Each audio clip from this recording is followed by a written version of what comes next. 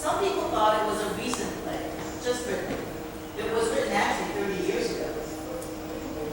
And when the play was first produced, it got a great deal of recognition and it toured the world.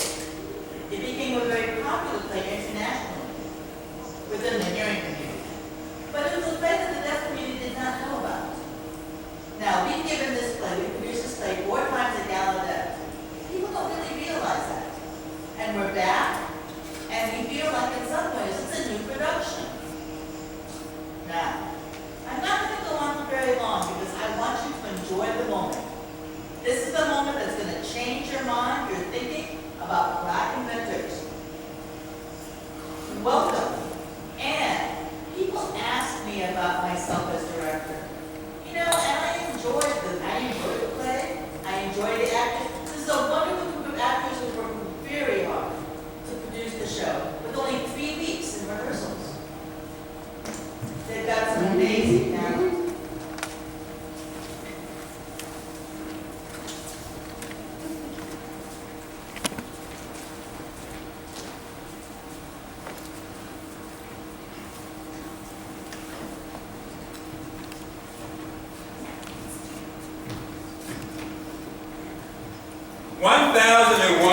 Black inventions. It is not the vast impact on humankind that makes these discoveries so amazing. What truly tilts the imagination is that the worldwide effects of Black ingenuity, although well documented, strangely lack recognition in the annals of world history. But tonight, we're going to rewrite that book and make certain that our intellectual accomplishments occupy their proper places in the front pages of history, not the back. So, without further ado, ladies and gentlemen, we will present to you proof that our foremost contributions to this world are of the intellect, the eighth wonder of the technological world, the contraption.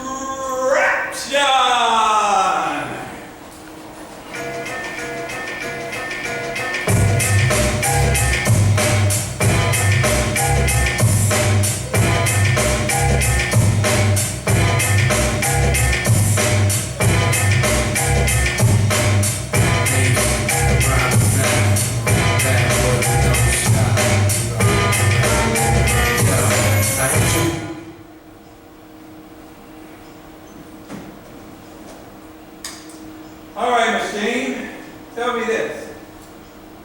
What did Black inventors invent? Coffee, aspirin, tetracycline, and castor oil. Fuses, vaccinations, and mathematical computer circuitry, the fire extinguisher, and the bow and arrow, the fountain pen, the boomerang, and martial arts.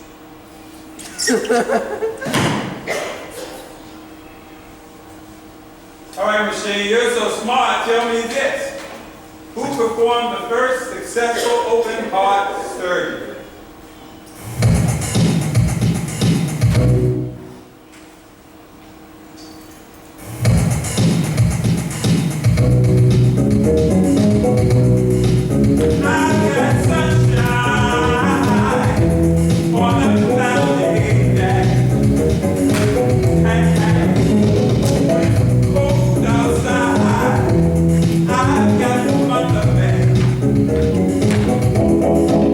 Well,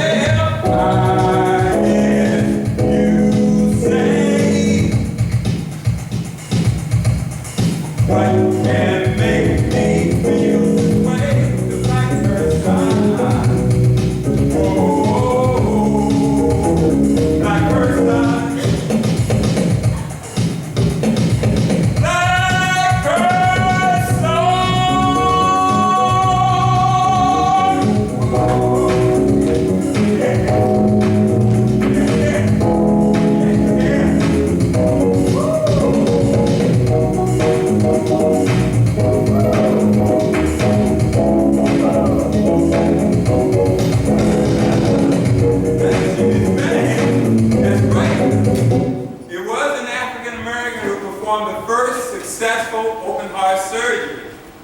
His name? Dr. Daniel Hale Williams.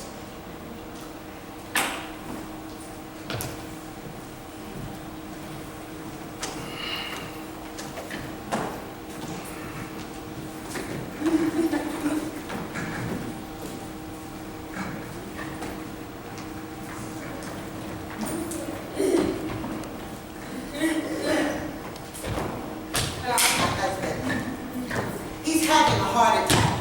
Oh, but I'm not worried because in 1897, Dr. Daniel Hale Williams performed the first successful open heart surgery. Thanks to his surgical techniques, heart operations are common affairs, so we'll just get an ambulance. No, Gene, wait. Just hold me and listen. Remember when I told you these guys jumped me and took all my money?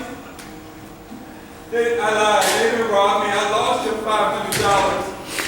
I would have told you the truth, but I was too embarrassed. That's okay, my African king. You're only human. I still love you.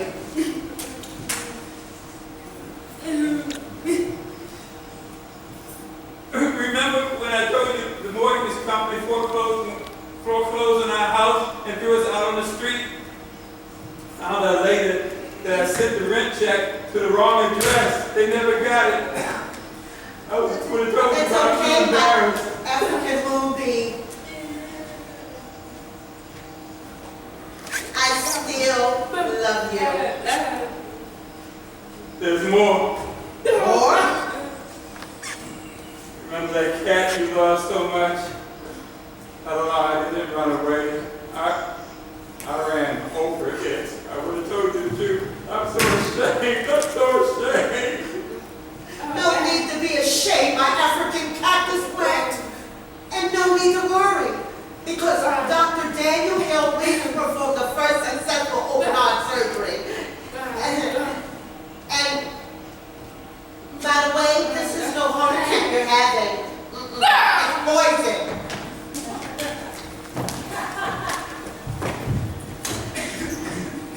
I would have told you, but I was too embarrassed. Yes, Dr. Daniel Hale Williams performed the first successful open heart surgery. But there were many who claimed he didn't perform surgery at all. They swore he performed a miracle. Well, he performed his greatest miracle when he made a hospital out of nothing.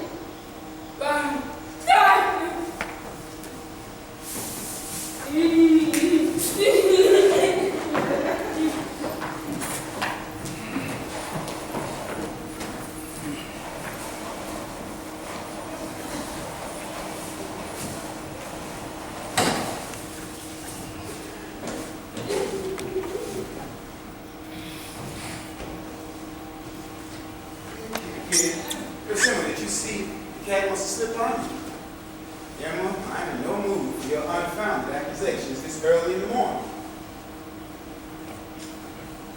Obviously, it's the hospital's butt. Obviously, some barbarian who doesn't have a home trainer to clean up after himself.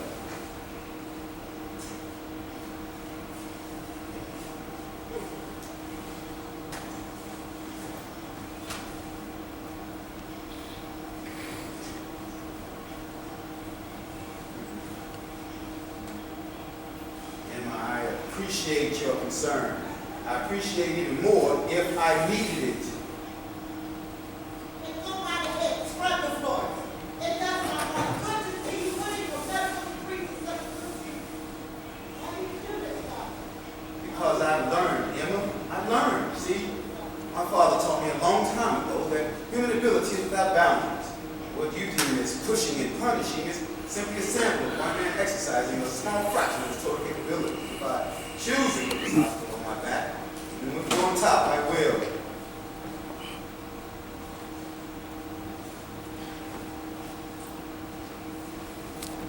Emma, you'd be surprised how little sleep God requires when you're doing good for people.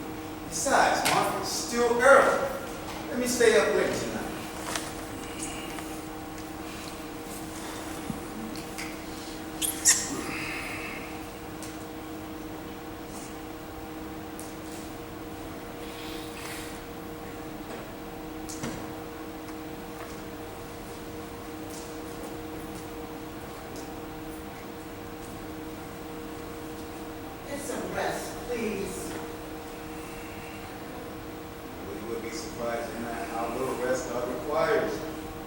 still early. We stay up later tonight, please. Sounds like it's time for the staff meeting. Emma, please get the door while I... Revert back to being a doctor.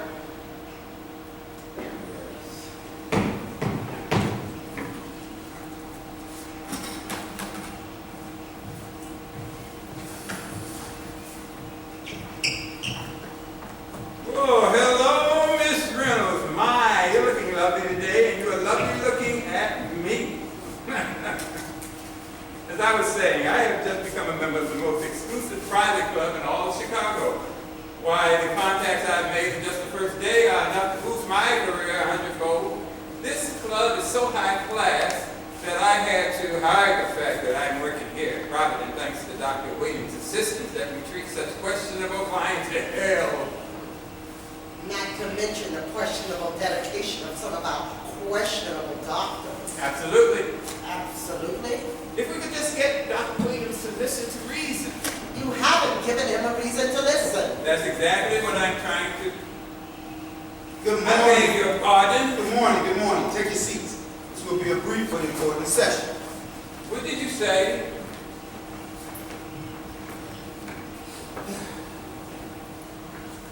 I'd like to reemphasize our push to rid this hospital of lethal infection through scrubbing ourselves and cleaning the hospital thoroughly before operating.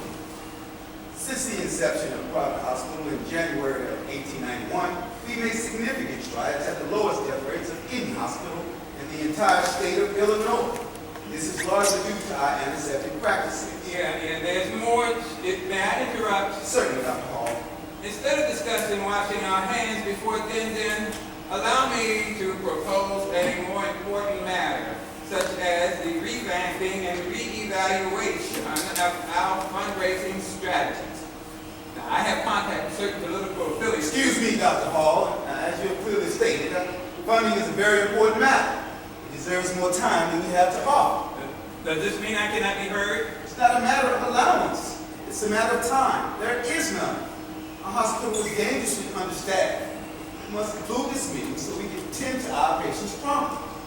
We will reconvene on funding in a few days. Now, am I allowed to speak to you? I think what the doctor is trying to say, I'm well aware of what he's trying to say, Miss Reynolds. then be quiet. I beg your pardon. Shut up! Shut up! Shut up! Nurse Reynolds, if you can't say something nice about someone, then don't say anything at all. Now, Dr. Williams, while you spend your time washing our hands, your neglect of funding and politics is a direct threat to the very survival of this institution. Go ahead and speak, Dr. Hall. Never mind, I'll bring it up at the next meeting. Very well. Before I proceed with the matter at hand, I'd like to first remind us all of our miraculous accomplishments. Hospitals have become places where people, especially poor black people, come to wither and die. Here in the 1890s, 90% of all cuts and incisions lead to infection. 75% of all abdominal surgery to death. We changed all of that here at Providence. I recall when we first began this hospital, we went door to door, borrowing furniture, food, and cooking utensils. But our superior doctors more than made up for our lack of adequate medical equipment. Doctors such as Frank Billings, a professor of physical diagnosis, and the Danish surgeon Christian Feynman, who was well schooled in the latest German surgical techniques. Hospital is one of the only hospitals that offer the poor as well as the rich expert care. Let us not forget, this is largely due to our clean hospitals, clean uniforms, and clean bodies. There are entirely too many surgeons who won't hesitate to operate in street clothes, covered with aprons, smeared with the blood of previous operations. Now, fortunately, they will wash their hands, but generally after operating. There's more to being a doctor than eternally scrubbing one's hands and swabbing carbolic acid all over the place. There may be, Dr. Hall, but nothing is more important. Louise Pasteur and Joseph Liston have shown us the intimate connection between bacteria, dirt, and disease. Germs spread rapidly and cause death in a very short time. Pasteur and Lister may have proven this in your mind, Dr. Williams, but there are many prominent physicians who do not agree with their theories. Imagine little green-eyed monsters so small they cannot be seen, beating up a 6-foot, 200-pound man. Ignaz Semmelweis also showed us that clean wards save lives dramatically. My God, man! Semmelweis ended up in an insane asylum. I imagine he would see creatures running around, I want to suck your blood. This staff might do this hospital better by voting me into a position where I can utilize my circles for the improvement of the facilities here. Otherwise, scrub it up. I ask you, Dr. Williams, are we doctors or dishwashers? Is Providence a hospital or is it a kitchen? No, Dr. Hall, Providence is not a kitchen, nor is it a place where Negroes climb social and professional ladders. I beg your pardon. Stab him, doctor! It's deep, the puncture is hard! Then there's nothing we can do. Let's go inside. Let's go.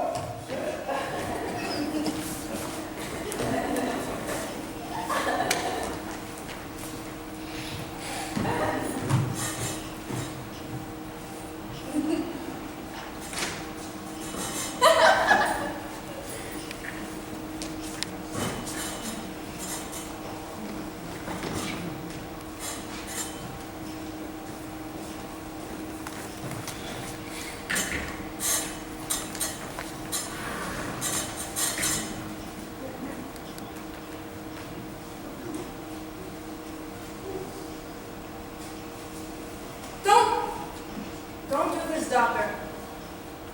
Please don't operate in his heart. You can't win. If the surgery is successful, they'll call it a fluke. But if it fails, they'll call you a fluke. They'll blame you for murdering him. You will be called incompetent for even attempting an operation so dangerous. And if the director of the hospital is incompetent, how competent can the staff members be? Our enemies will have all the ammunition they need to destroy our reputation and blow Providence right off the face of the earth. Our friends will run away like scared rabbits.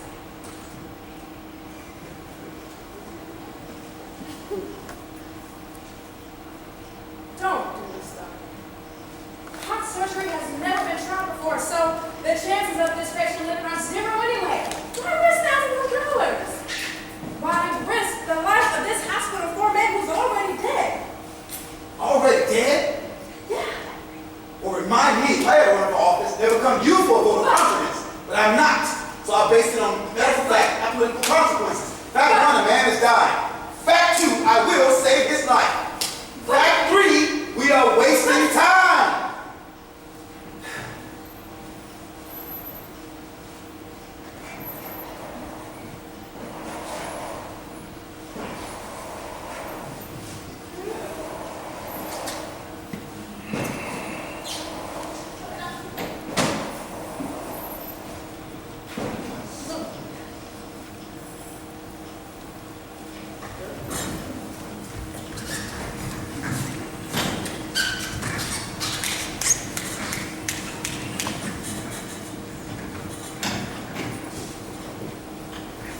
Can you imagine having a man's life and the lives of hundreds of others depending upon how well you perform?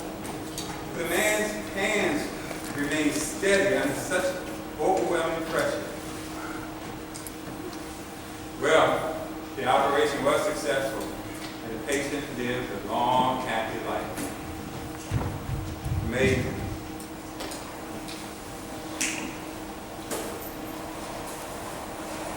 We are constantly portrayed as entertainers,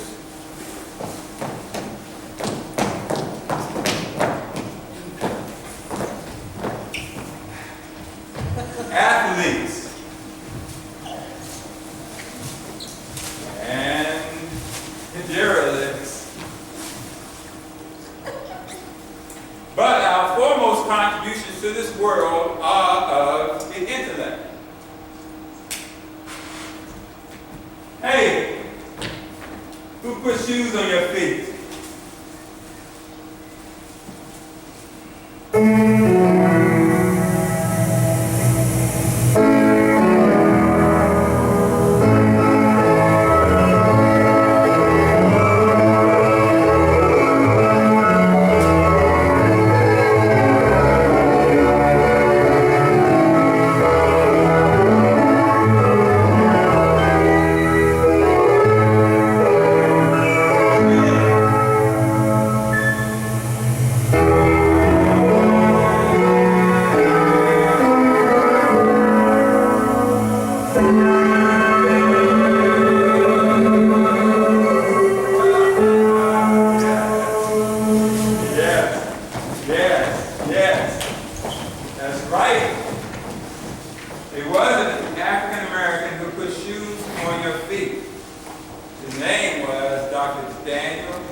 Jan Ernst Metzelliger. But before we peek into his life, let's peek into this book. Multiple effect evaporation.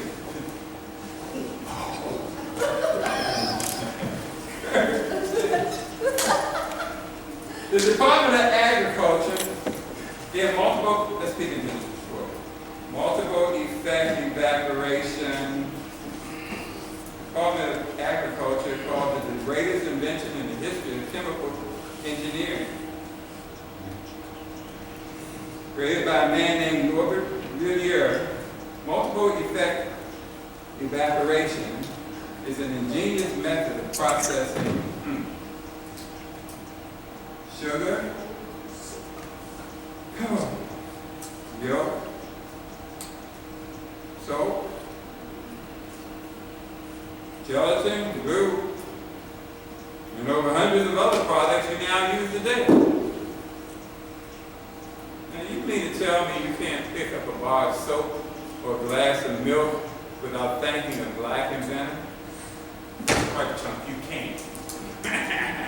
Nor can you put on a pair of shoes without thanking Jan Ernst.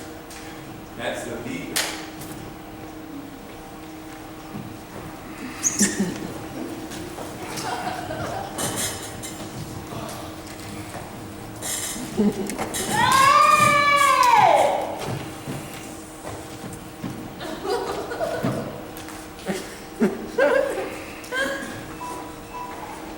Normally I take baths. But you see, I got tuberculosis, I got influenza, I'm undernourished, overworked, and nervous. So I might as well be dirty too. Hey, let me tell you a little secret. This is just between you and me. I'm a genius! And I'll tell you something else. There's a piece of me in every country around the world. From California all the way to Los Angeles. You don't believe a word I'm saying, do you? Well, I'll prove it to you, smarty pants. Excuse me, miss, you got some big feet. Only you can stamp out forest fires.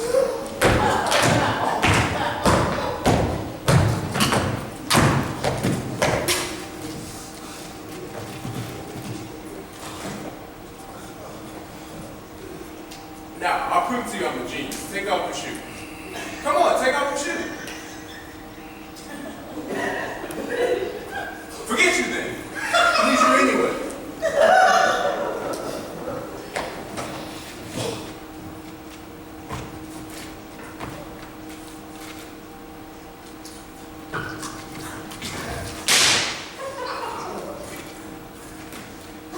Like a bed of roses? Now, the shoe has three basic parts. The sole, the heel, and the uppers. The most important part of putting the shoe, making the shoe is connecting the sole to the uppers. This is a process called lasting. See? Told you I was a genius.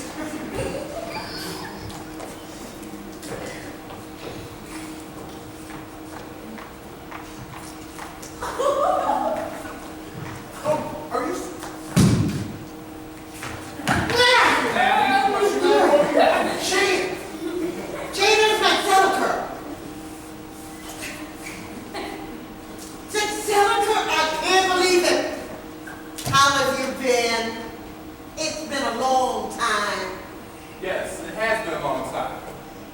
But you remember me. You must have a photographic memory. Too bad it never developed.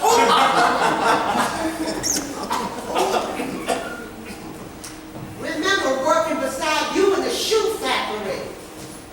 What's a church-going, God-fearing man like you doing drunk?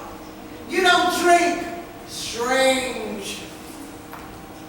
Oh, man, just delicate. Watch you work yourself to the bone trying to build a machine that can sew shoes. Imagine a machine that can sew stretch leather and at the same time wrap it and fasten it around the sole of a shoe tag. Why the biggest brains in the world spend thousands of dollars trying to build this machine, but they found it impossible to build a machine so complex that it could duplicate the movements of the fingers. Everybody told you it was impossible. It couldn't be done. But you kept locking yourself up in that room night after night without rest, starving because you were too stubborn about food. You bought parts for that contraption. How many years did this go on, Jan? How many? Everybody called you a fool. Everybody called you a fool, an idiot. And from the looks of things,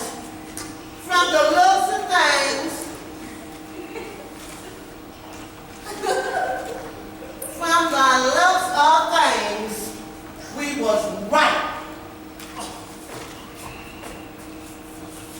You know something? You got everything a man could want. Oh, take your time, Jackie. Mustache, Oh! muscles, and strong chest. Hey, your feet so big, you can feel half of her shoes. Hey, you so ugly, she got some nerve talking to me like that. Old enough to be her big brother. Kids these days got it easy. Complaining about homework or an 8-hour job. That's nothing. I came to this country in 1873. I was a mechanic, but I couldn't speak a word of English. Nobody could give an old South American, no-talking Negro a decent job. So I studied to learn English. In just 2 years, I became what a lot of you kids are today. I could speak English, but I still couldn't talk. In 1877, I got a job stitching shoes together. And I worked from can't see in the morning till can't see at night. Yeah, you kids got it easy. Ha! Back then, racism was legislated. It was against the law for me to go to a decent school, so I educated myself. Bought books on biology, physics, mechanical science.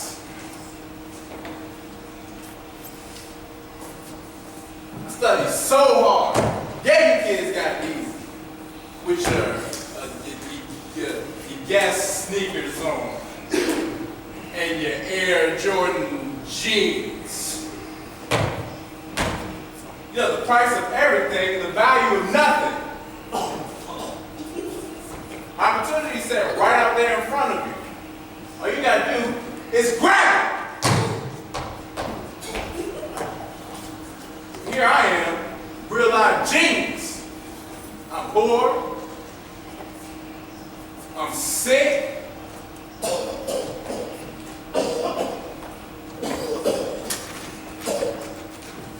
My doctor told me I got 6 months to live. But I couldn't pay the bills, so he gave me 6 more months.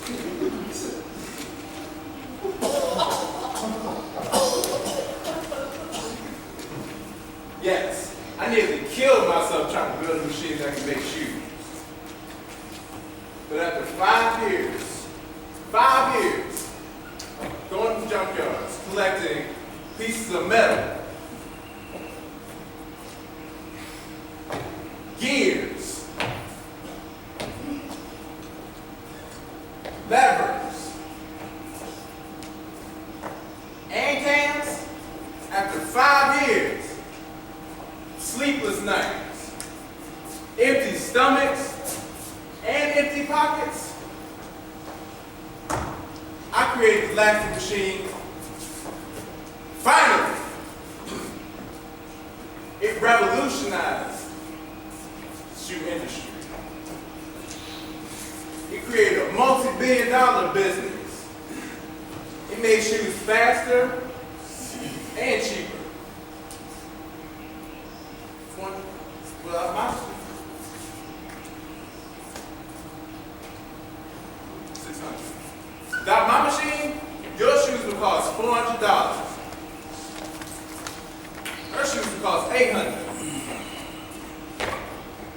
Her shoes would cost $800. My machine built the Consolidated Lasting Machine Company. They took my patent to create and own 90% of the shoe industry in the whole world. Look, here come some of the executives of the company now. Money!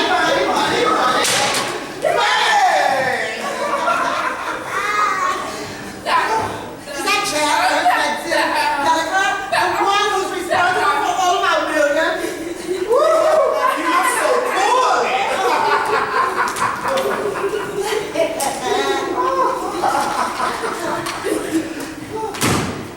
Let's give him one. What do you mean, 1 million? What? 1,000? No. What? No. We'll give him $1. Jan Hertzman, for appreciation for your contribution to mankind, we would like to endow you with the grand award of $1.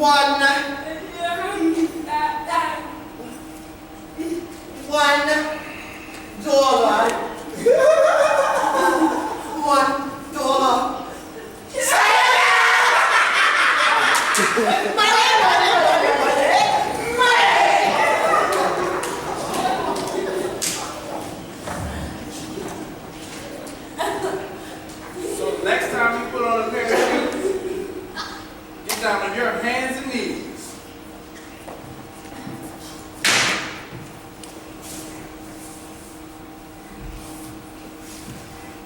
And thank God Almighty.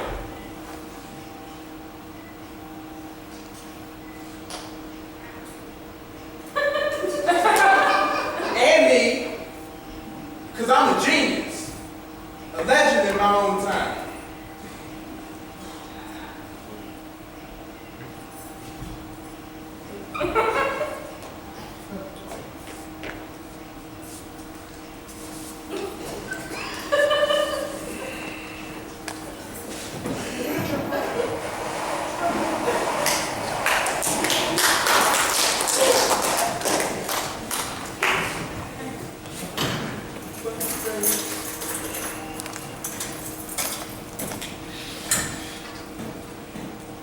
In all respect for the truth, there is no evidence that Jan Ernst met the leader was really a bomb. But with all he gave to the world and what little he received, we could imagine him being pretty down and out. Jan, the genius, contracted tuberculosis and pneumonia and died at the age of 37. But there were many other geniuses from Africa to America who worked, studied, and succeeded in flooding the world with a mind-boggling array of inventions.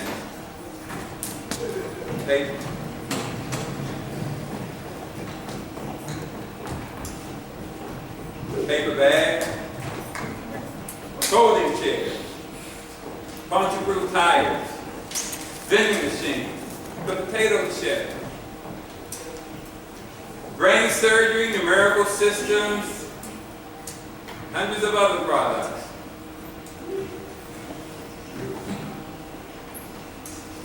Even these theater lights are made to slide off and slide on.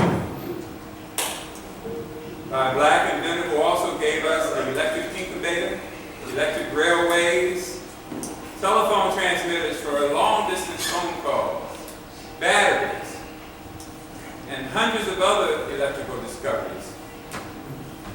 Do not fear. The children are safe.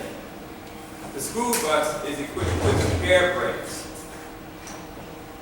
All this by a man who didn't even finish elementary school.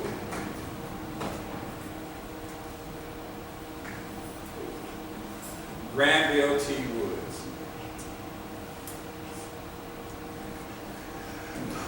Now, for further proof that our foremost contributions to this world are of the intellect, we are forced to take legal action.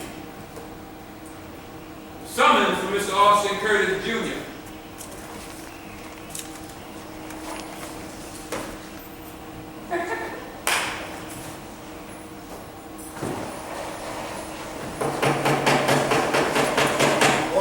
Order in court.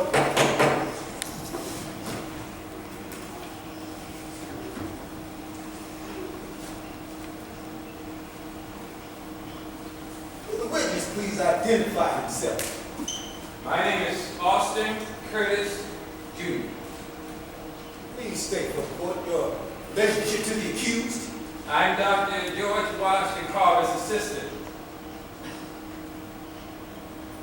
I became his assistant in 1935. Working and conversing with Dr. Carver has given me an intimate look into his amazing life. In about the year 1860, little George was just a baby when he and his mother were kidnapped by night riders who made money by roaming the countryside, stealing slaves from their owners, and then reselling them. Little Carver's foster parent, Moses Carver, was so upset that he offered a reward for their return. A man named Bentley could only locate George, who was so sickly that the night riders had left him for dead by a tree. These are the humble beginnings. Ladies and gentlemen, I'm going to prove to you, the judge, and the jury, beyond a reasonable doubt that the so-called Dr. Washington is not a great scientist, but indeed a witch. And will further prove that no man can have accomplished such great things in the mere span of a lifetime. First of all, a little about our credentials. My name's Hansel, and this is Dorothy. We both had personal experience with witches. Dorothy was the wicked witch of the West, and I myself suffered a great tragedy when my wife was eaten by a witch living in a house made gingerbread.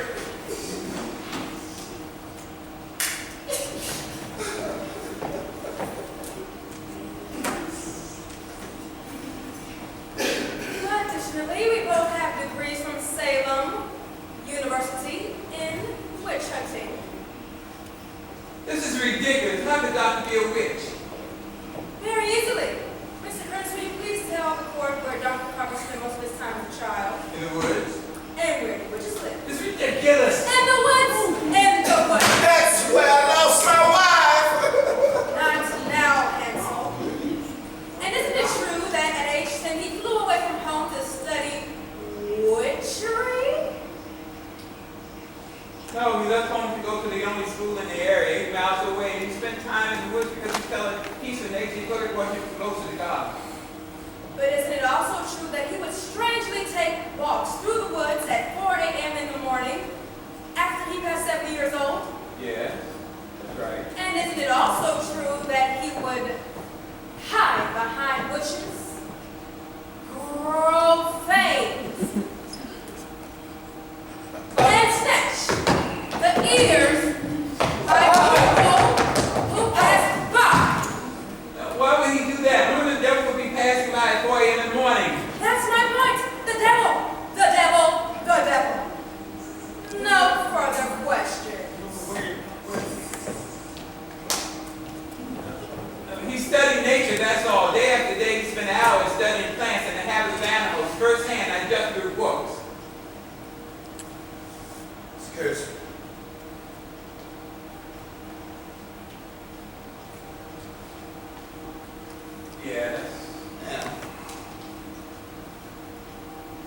accomplish that, sir? How do you accomplish that being born a slave? And how would he have done it? I put a spell on poor white people. Dr. Carver's white foster parents encouraged him to read and learn as much about the world as he could, so he arrived at Central College in 1890 prepared for the challenge. After working, then he paid his tuition. He had only 10 cents left, so he used 5 cents to buy beef stew and spent the remaining 5 cents for cornmeal. Then he stopped for a few days until he could borrow 2 $10 to watch for soap and starch and announced to all the students that he was opening up the laundry. The money he made from washing dirty clothes put food in his stomach while he lived in an abandoned shack without heat. He cut wood, cleaned houses, became a school janitor, anything to pay for his school. He worked so hard that he was praised for his efforts. Please stop rambling. Answer the question, yes or no. But you just asked me to tell you what Dr. Carver just accomplished. If it please the court, I'd like to present Exhibit A. What is this? Has Mr. Carver used this? Let me ask you. Has he ever used it like this? Or like this? Is it true that all witches use it like this, yet you say the accused is not a witch? That's right.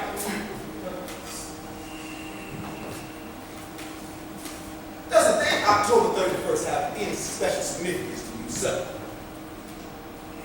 Oh, no, I can't think of it. Let me remind this person that he is under oath, perfectly prosecuted to the full extent of the law. Work it, Hansel. I ask you again, does the date October 31st have any special significance to you? No, except that it's like... Halloween! Why would you say that? Is it because that's his favorite day? Huh? The day he feels most alive? And if Halloween is his favorite day, I guess 13 is his favorite number.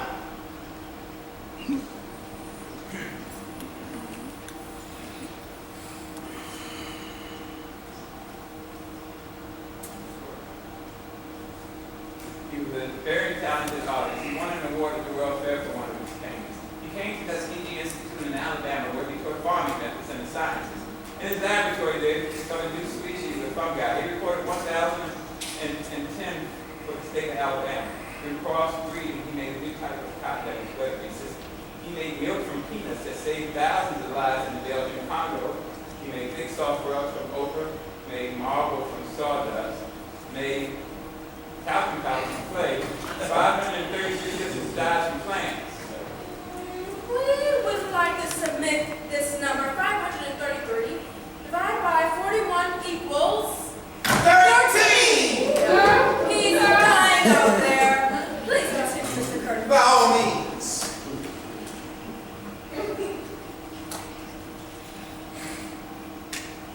He also created scouring powder. During the war in 1918, he taught the U.S. Army dehydration techniques and showed them how to make bread from sweet potatoes. He invented a peanut oil therapy for the treatment of polio paralysis and injured limbs, 95% effective. He designed a demonstration wagon that taught farming methods throughout the South and gained the first federal government service to Negroes of the South. China, Macedonia, India, and African countries duplicated this idea. No one is interested. No, Mr. Carver did all of these things Yes. by himself. Yes. Impossible! No one could have accomplished all those things without the use of the devil's magic, witchcraft. To further prove to the court how utterly impossible it was for a black man to achieve all of these things, I will tell about a few occurrences that happened in the surrounding areas of Tuskegee that will prove Carver must have put a spell on masses of people in order to surmount the racist attitudes of the times. Southern etiquette demanded that blacks never refer to themselves as Mr. or Mrs. because they are not, have not been, and will never be human enough to deserve the title. After overhearing a black couple who had forgotten this rule, a white citizen threatened to kill both of them. In another incident, a northern black man unfamiliar with Southern hospitality was asked by a white store clerk if he liked the selection of ties. The northerner politely said no, and the store clerk stabbed him within an inch of his heart because he was supposed to say, yes, sir. Even Carver had a lynch mob after him because they mistook him for another black man who had been seen sitting in the front seat of a horse and buggy with a white woman.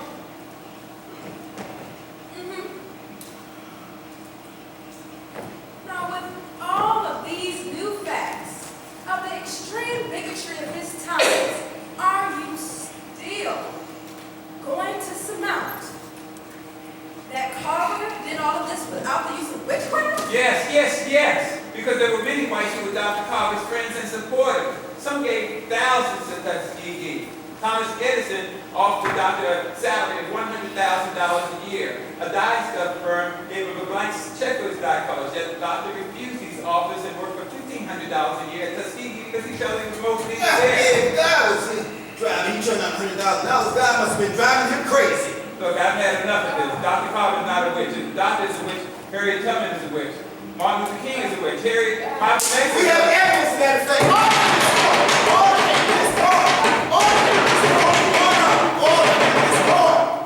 You are all dismissed. You are all dismissed. Order in this court. Tell you a story about a man named Jed. Wore about me that kept his family fed. Then one day he was shooting at some food. And up through the ground come a bubbling cruise. Well, that little black boy fell school again. What did he do? Well, the teacher asked him to have a vocabulary test, and she said spell the words deduct, defeat, and defense in a sentence. Now, so you're a lawyer, how would you use those words? Yes, I would say if you deduct guns from our community, you defeat good citizens who only kill in self-defense.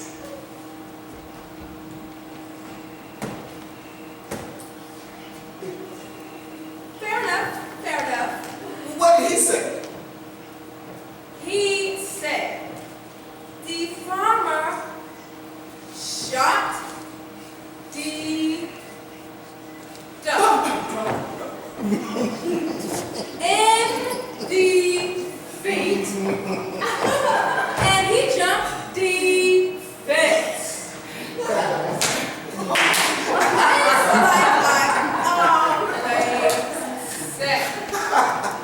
Tell you a story about a man named Jed. More about me and that dad's family.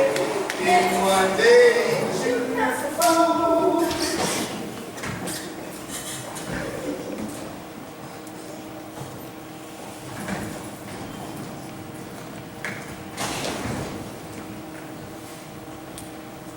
Honey, but inaccurate. Because our foremost contributions to this world are of the intellect. Now, I want everybody to sit back and relax, because I'm about to tell you something that goes against everything you ever believed in. The Beverly Hillbillies were not the real McCoys. The real McCoys are actually lubricating mechanisms that oils the world's machines. Otherwise, they would wear out or burn up very quickly. Before the cup was invented, machines could only work for moments at a time. But with the cup, machine could run for months or years at a time. Needless to say, no one would buy equipment unless they first asked, was it a real McCoy? Why would they ask if it was a real McCoy?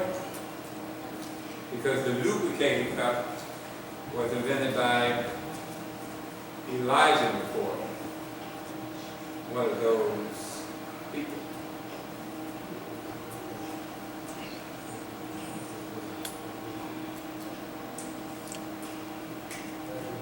Another contributor to our foremost contributions was Benjamin Banneker.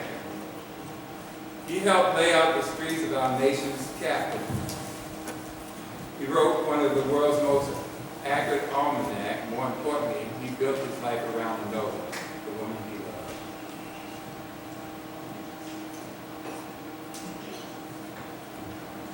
Now, ladies and gentlemen, the world's most intelligent machine, the contraption.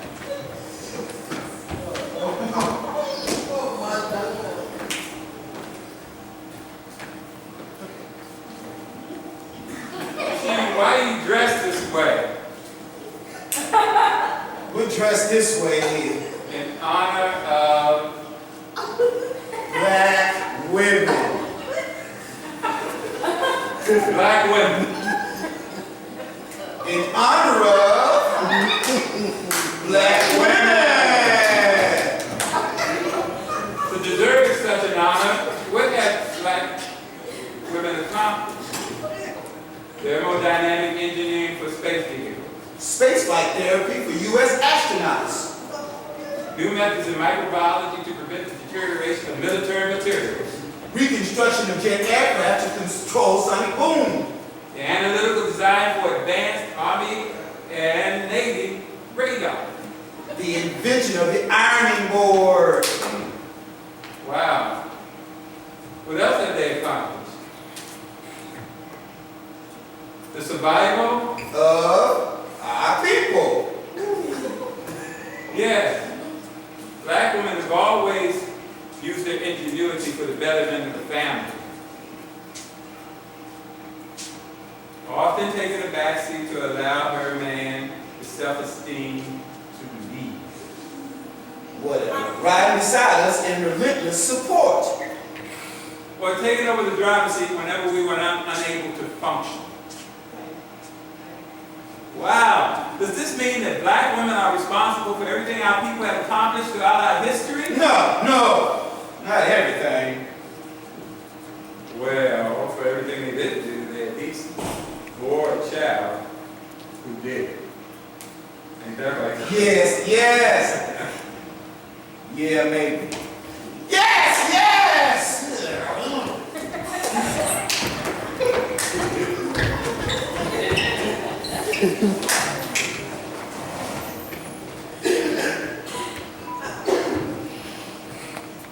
Another contributor of our foremost contributions was Benjamin Banneker. He helped lay out the streets of our nation's capital. He wrote one of the most accurate almanacs. A self-taught astronomer, he predicted eclipse months and years ahead of time. He built America's first clock, but most importantly, he built his life around Noah, the woman he loved.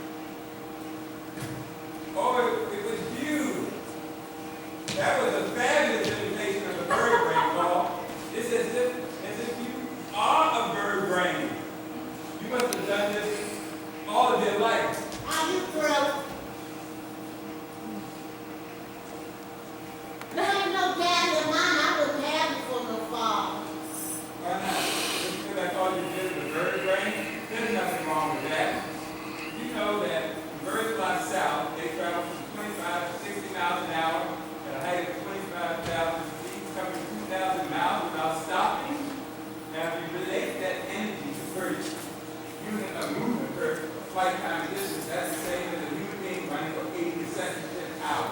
Birds are amazing creatures. You proud of your heritage, girl.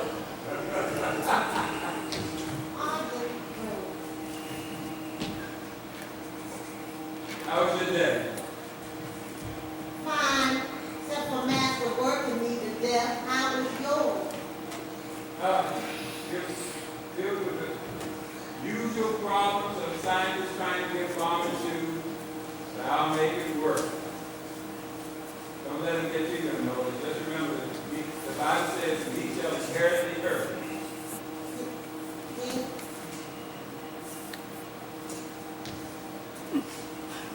Seems like the Meek already inherited the earth, but once they got what they wanted, they changed. Interesting theory. What you read? A book. What kind of book? Book of mathematical equations. I picked it up last night and just couldn't I put it down. All right, Mr. Benjamin Banner. How much is 247 plus 742 plus 42? 1,031. Oh, you spooky, always reading and learning stuff. One day your brain's gonna bust wide open and facts and figures gonna spill out all over the place. Sometimes I wonder, I used to love somebody dumb like me. I don't love someone dumb like you. I love you, an extremely intelligent woman. Intelligence is not your addiction to memorizing information. Intelligence is the ability to think in a logical and orderly pattern. You got that. That's why we're here now. Time and time again, you're that outwitted masters, overseers, just so we could be with each other. That's intelligence. You've taken me by the collar and taught me who I am and the details I had over. That's intelligence. On numerous occasions, you have analyzed our relationship precisely. That's intelligence. Chose me to be your man. That's intelligence of the highest order.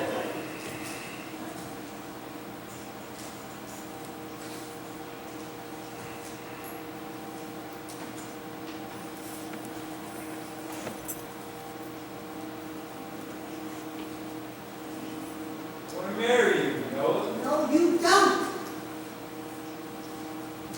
You can at least try to work something out. Oh, you wanna work something out? Okay, we'll work something out. Let's come over here inside this marriage agreement.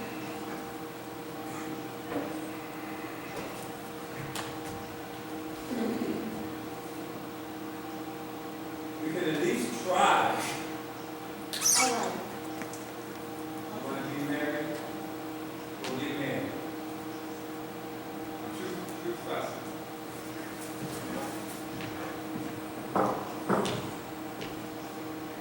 Miss Anola. Sign this marriage agreement. Miss Anola and Mr. Benjamin shall be man and wife for as long as the sun shall shine and the moon shall glow, or 2 weeks, whichever come first. And you know what's gonna come first?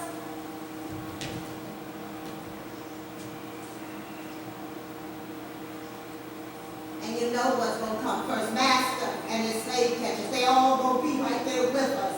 And when we say I do, no, we don't, because he would rather kill his runaway slave than to whoop them.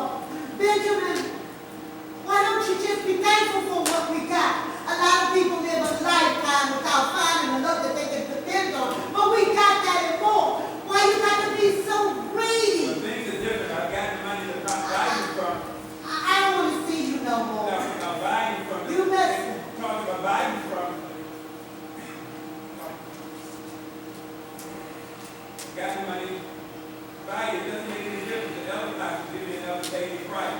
Well, I hope my white friends got enough money to pay for your funeral too. No, come back here.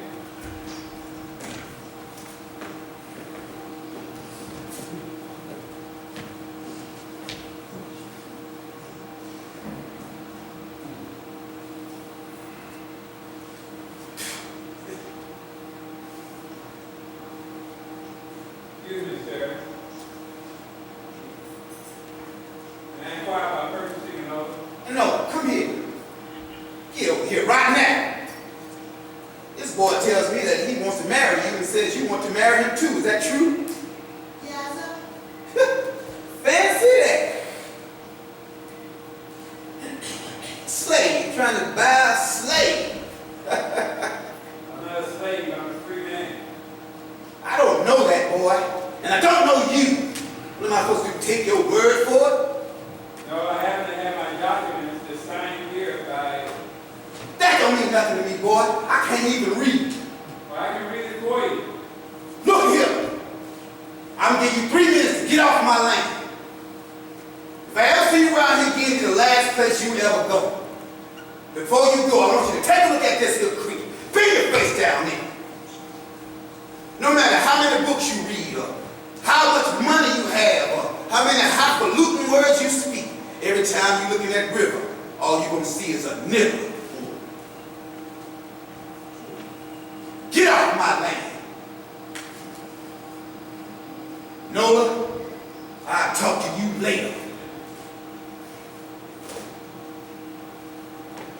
Benjamin, will you marry me?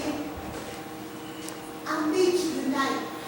I can go anywhere you want to take me.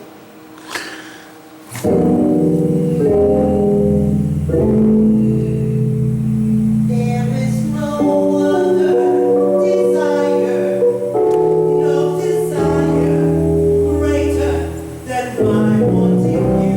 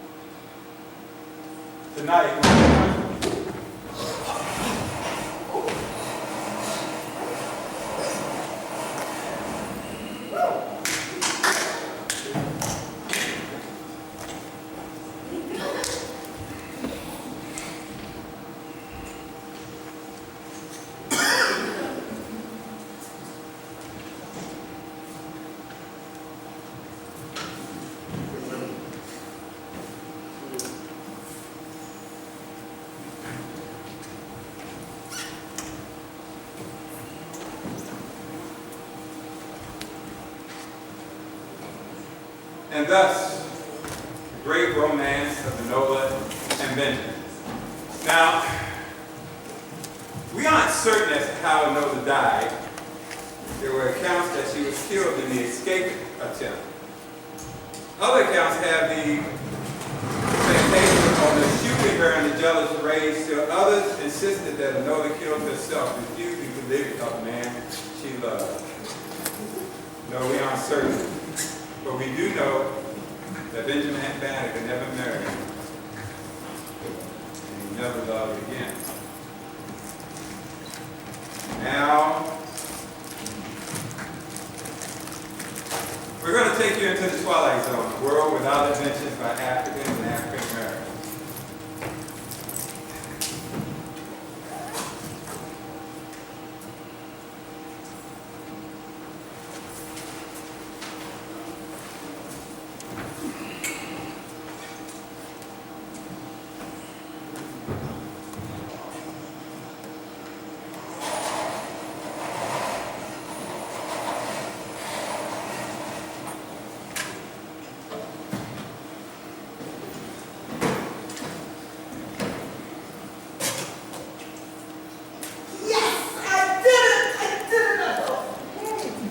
Yes. Hi, Jomo. I lost 1.5 pounds this week. That new diet is really working well. How was your day, Tia? Fine, traffic is a bit tight, but you know how impatient I get coming home to my baby. Good, lovely.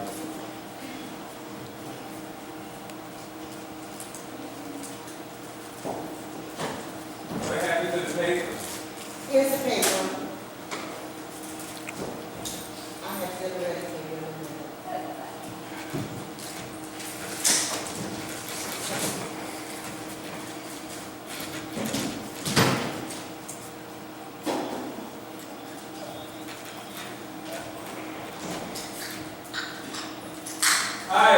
Aren't you ironing a bit late in the day? I scrubbed all the walls with Ajax and I mopped the upstairs floors. So that set me way back in all my household chores. Ready any new formulation? It's freezing in here. Why do you have the air conditioner on? Because when you're around, my temperature rises. Now, if only your IQ could rise with it. Yeah, you can't even spell IQ. Look, woman, I don't need any of your lip, but why should be obscene, not heard, at least. Whoa. You're sick where you are.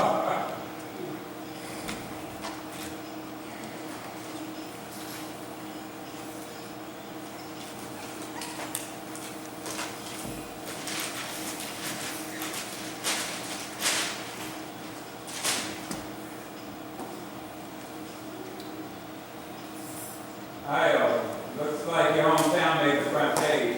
Pittsburgh suffers its worst coal mine explosion in more than a decade. Minor injuries, thank God. Yeah, Mama called and told me all about it. Your mother, is she still calling for lead? You leave my mother alone. You tell your mother you got a telephone bill alone.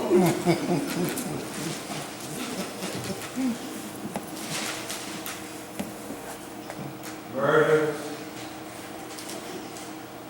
robberies, layoffs. And on top of all that, we're going to test by that new MX missile again. I guess they're tired of sending rockets to the moon with 3 this year. Now they're sending rockets to each other.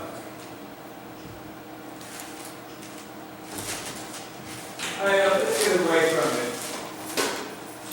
Get away from all this for a while.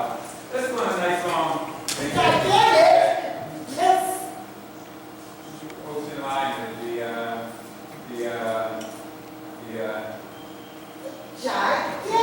Yeah, that's the one. Go take the kids.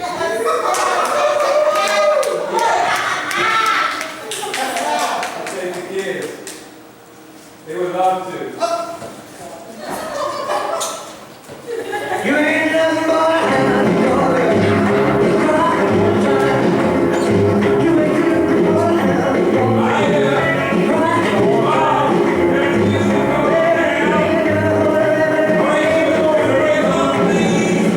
What I say?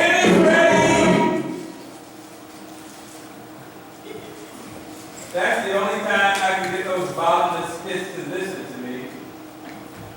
You know, I think we should give birth to Elvis Presley freaks. You're the one. You're the one who made them take that music appreciation class in school. Yeah, I know, but Elvis Presley and Pink, don't they know any other things? Yeah, the crispy dance. Yeah. Crispy, what? It's a rock group. Yeah, baby. Sounds like a horror movie or breakfast cereal.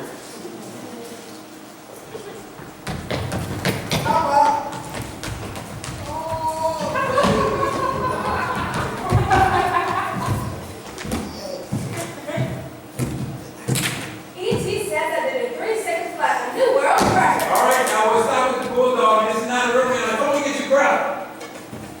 I mean,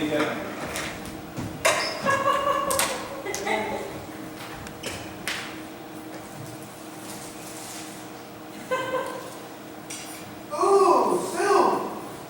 Ooh, soup. Ooh, soup and salad. Ooh, soup and salad. Ooh, soup and salad and forks and spoons. Ooh, soup, salad, forks, spoon. Ooh, soup and salad and forks and spoons. And mommy and daddy. Ooh, soup, salad, forks, spoons. Mommy and daddy. Stop playing at the dinner table. Jamal, say the grace. okay. No, it's my turn to say grace. It's my turn to say grace. All right, get a hold of yourself. Just say the grace. God is great, God is good, and we thank Him for our food. If I should die before I wake, God has made a big mistake. That was not funny. That was very disrespectful. Where did you get that from? Well, Daddy told me. We're not concerned where you got that from, young lady. Just don't let us hear you repeating that again. You should have let me say it.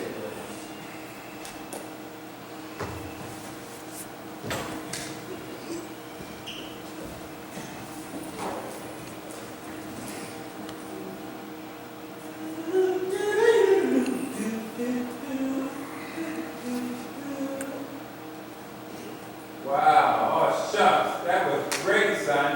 Jazz, you keep up the good work. And what else happened? Oh, I got shot. Oh, my poor baby, he's been wounded.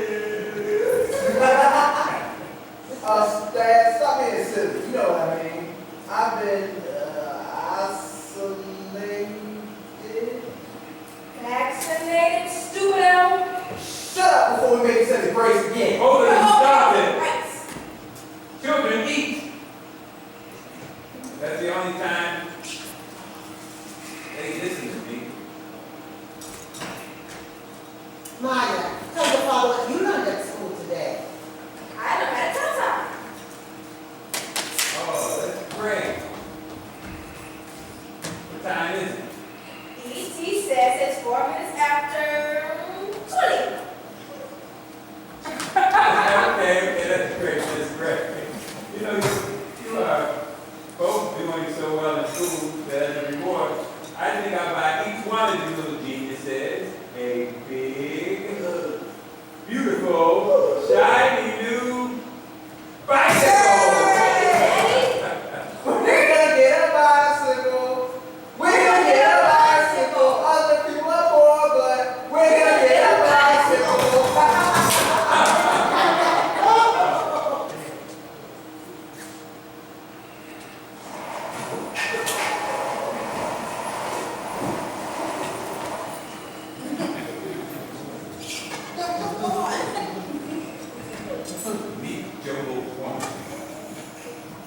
typical father, leading a typical family, living a stereotypical American way of life with 2 ugly kids, enjoying the vast, almost simple pleasures of modern convenience, without thanks, without appreciation, without awareness that his overflowing happiness is nothing more than a mere byproduct of blackness in the political form.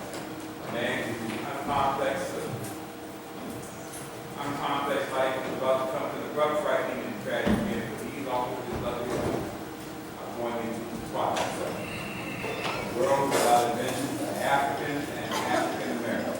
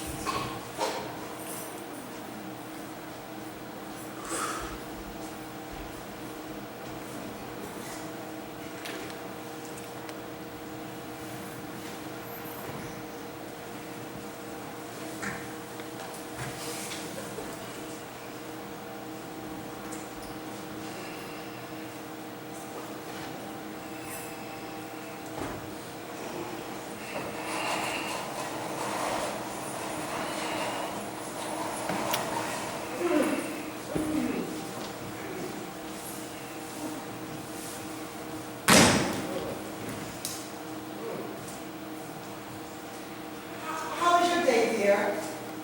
Horrible. Well, what happened? I don't know where to start. There were cars crashing, people just walking on the sidewalk were being run over. It was as if everybody's brakes had failed, or they didn't have any brakes at all. People were dying all over the place. Honey, I saw 5 big motorcycle accidents, and none of the riders, none of them were wearing safety helmets and the traffic lights are all gone. I don't know what happened to them. The government budget cuts, I guess. And on top of all this confusion, my car kept running hot, heating oil. Ooh, I oiled it 5 times before fire.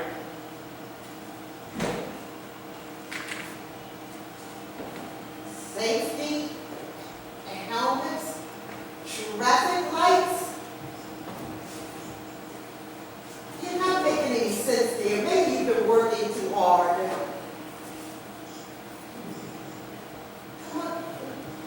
I'm not working too hard.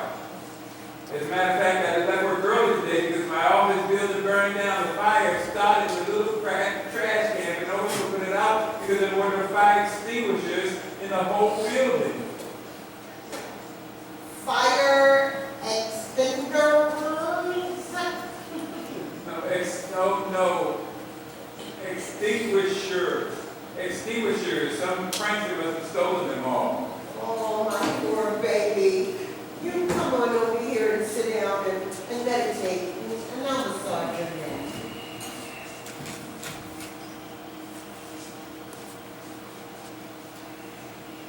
You know, Joe, I had a pretty rough day too. It took all the wrinkles are now closed. And I got these huge blisters on my hands and on my knees from trying to scrub the spots out of the floor with hot water.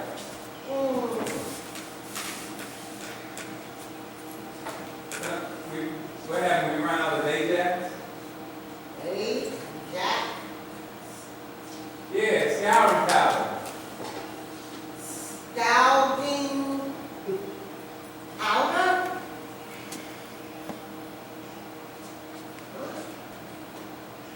And since when did you start getting on your hands and knees to scrub the floor? Where's the mop? Mop? Oh, I know, that book you've been reading, 6 Weeks of Word Power. It has really expanded your vocabulary. I'm so proud of you. Now get up. Stand up. You've relaxed enough. Need you to tell me something. How much weight have I lost? What are you asking me for? Well, how am I supposed to know? Use your scale. Scales! All right, sure, my skin may be a little dry, but you don't have to insult me. Scales! All right, you gotta stop taking these trips to Disneyland.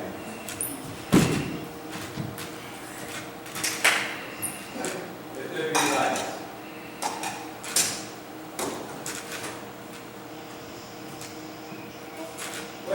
What happened to the lights? But Joe, you know the lights are...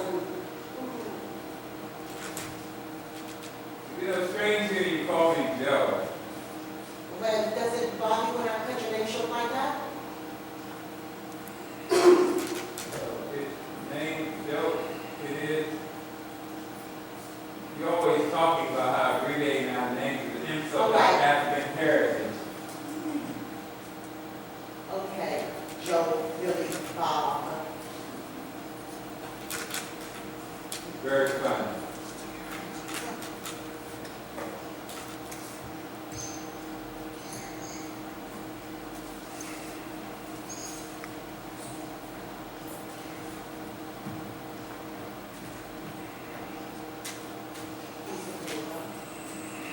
Thank you.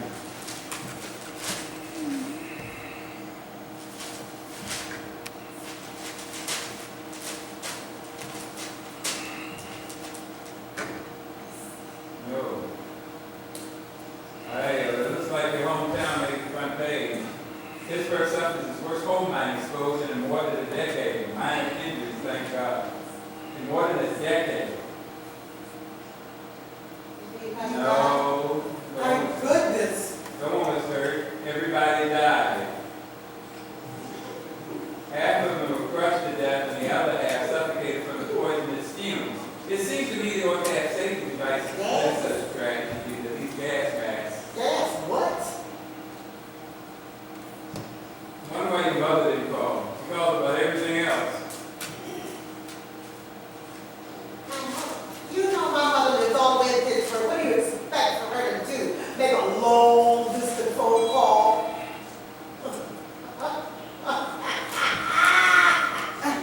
Oh, you're so ridiculous.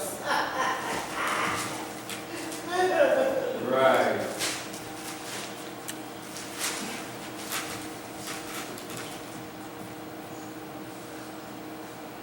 Oh. We testified that UNX missile again. This time, it went off course and landed 5 miles outside of Moscow. Now the Russians are in conference to decide whether or not to counterattack. Just think World War III may start because our computers don't have a guidance system.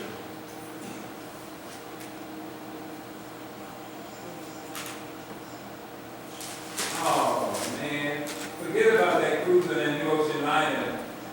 The gigantic.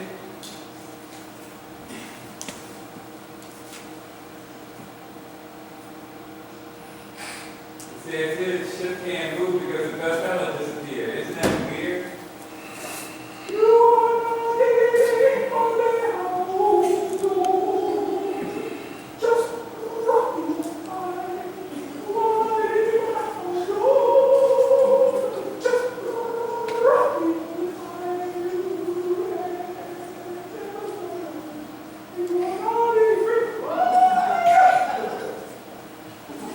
Jamie! Mary! Dinner's ready! Aren't you carrying this name joke a bit far? What do you mean?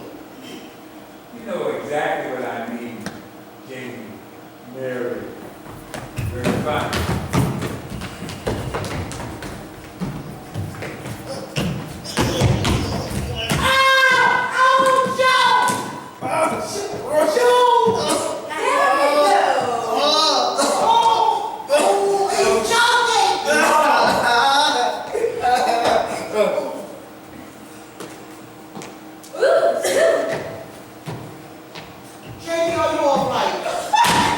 Young lady, do you know you almost choked your mother to death by tying that rope around his neck?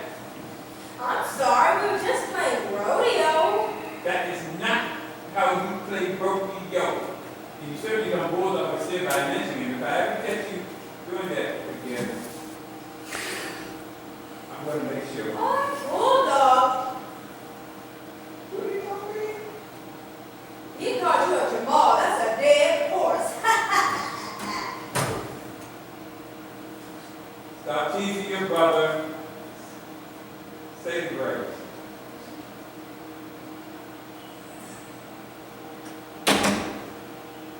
What happened to the lights? You know the lights only stay on a few moments, dear. Would you spoon another ball, please?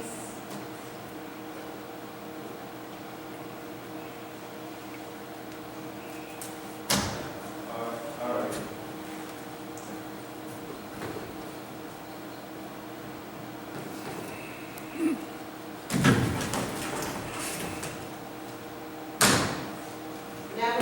Never mind. I'll handle it. I got this.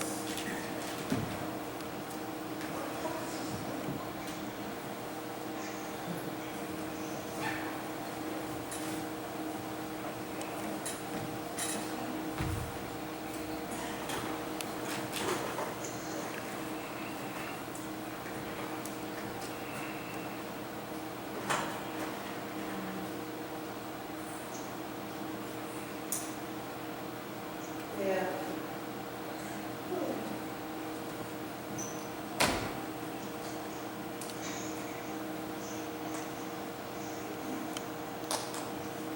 I learned that sometime.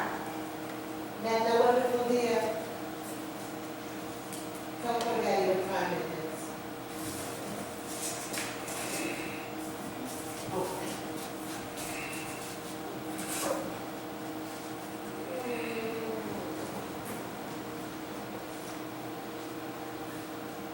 Young I lady, looked for where sunlight is yours?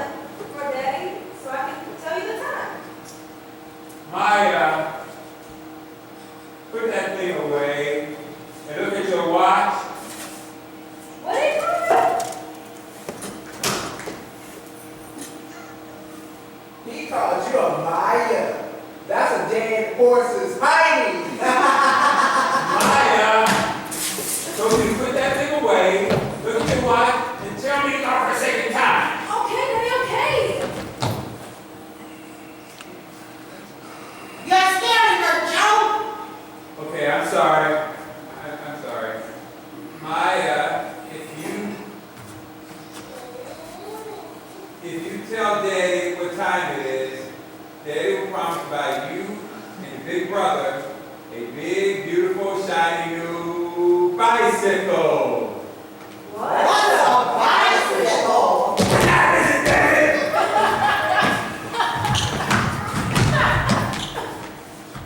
I'm watching. Use your watch. Stop! You're scaring her, Joe. I'm going to do more than. Stop calling me Joe. All right, Joe, Billy Bob. Joe, Billy Bob, Cheech.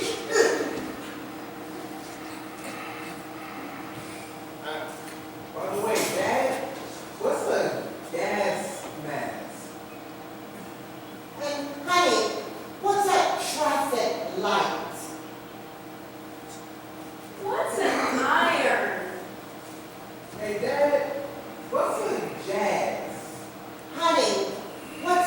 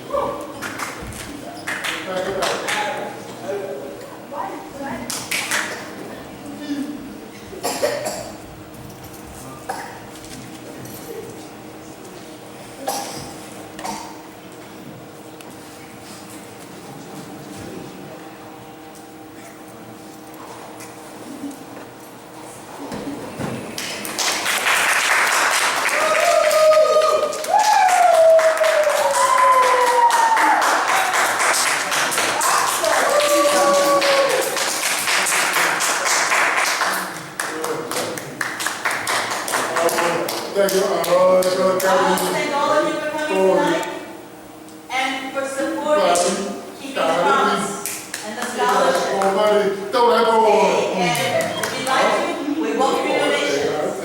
I would like to introduce a very important man, Mr. Freeman, the writer of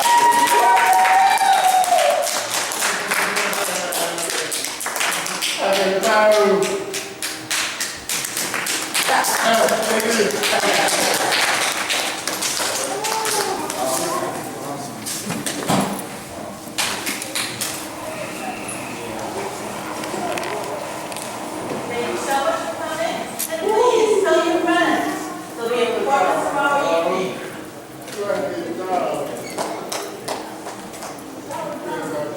About the 1001 invention.